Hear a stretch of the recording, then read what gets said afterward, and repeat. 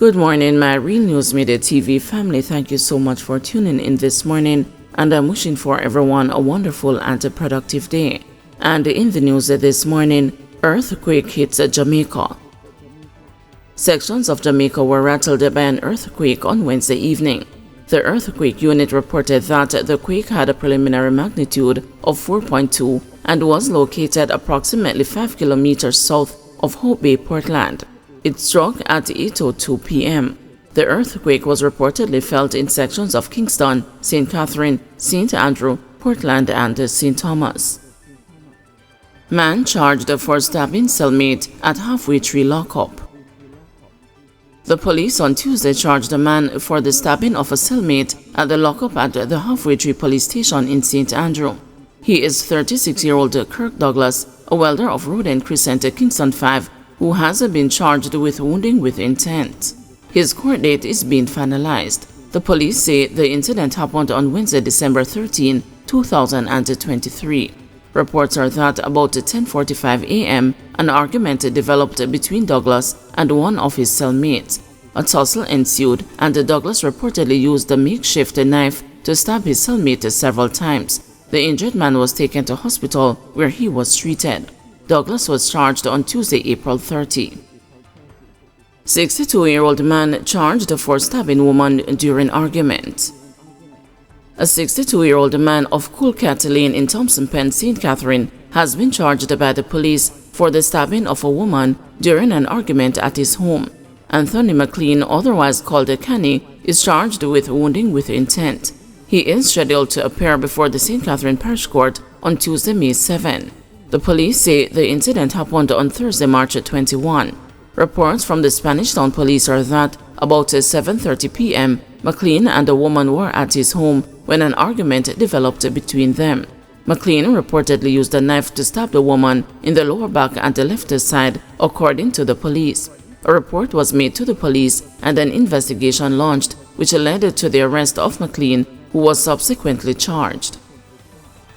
Father and daughter referred for mediation following fights. A father and a daughter were referred for mediation on Tuesday when the Kingston and the St. Andrew Parish Court learned that they had a physical altercation at home. It is alleged that Selbert Brown and his daughter Simone Brown had a disagreement in the home, which later developed into an argument that turned physical. During the fight, Simone reportedly grabbed her father's gray beard, and in retaliation, the elder Brown pushed his daughter and punched her.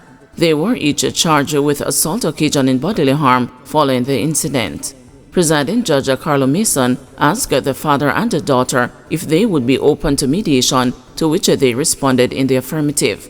The Browns' bails were extended to facilitate the mediation process. They will return to court on June 24, 2024.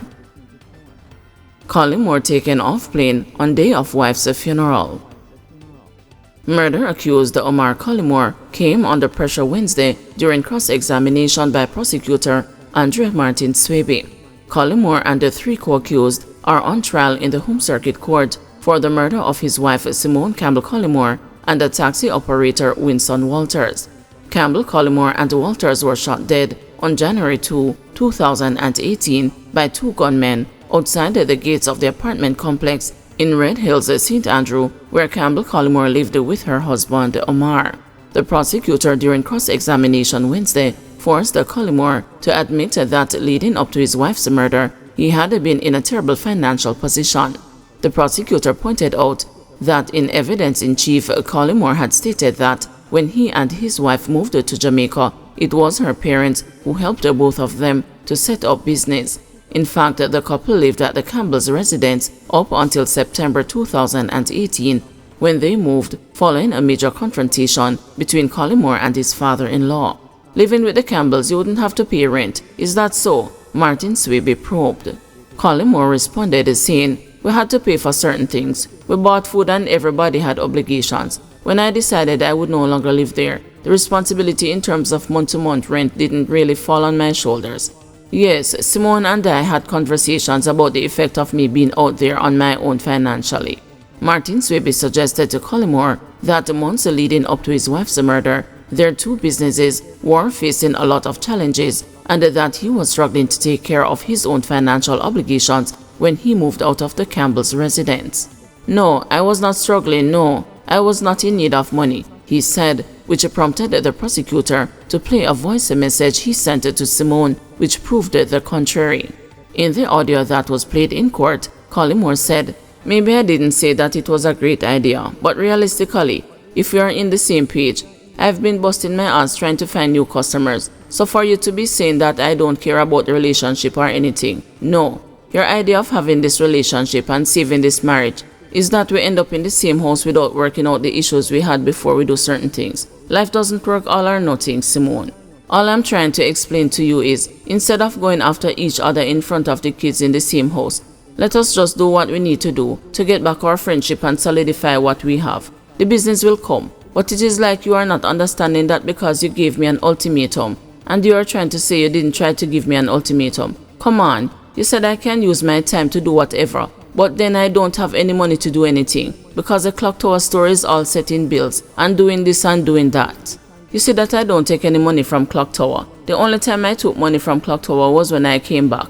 I took $5,000 from Clock Tower because I didn't have no money in my pocket. I am trying to explain to you that you can go out Jamaica and get your apartment and whatever, but Omar is still stranded. Omar is supposed to come to you begging on his knees for money. If that is what you expect, I ain't doing it. I expect at least you adhere to certain needs I do have. You can pay a first month's rent and deposit. You have got that money to do so. I never ran you down and tried to kill you or anything like that. You asked me and I told you I wanted to use the title for the Jeep to do whatever, but the Jeep is in your name, Simone. That is a main fact, Collymore was heard saying in the audio. The prosecutor then asked Collymore why he initially said he wasn't struggling monetarily and asked if he wanted to change his answer. Collymore said, "Yes, ma'am, I did say the business needs to adhere to the needs that I have," he said, admitting that the business debt was neck high. Martin Swaby then posed more questions as she sought to prove the prosecution's case against Collymore.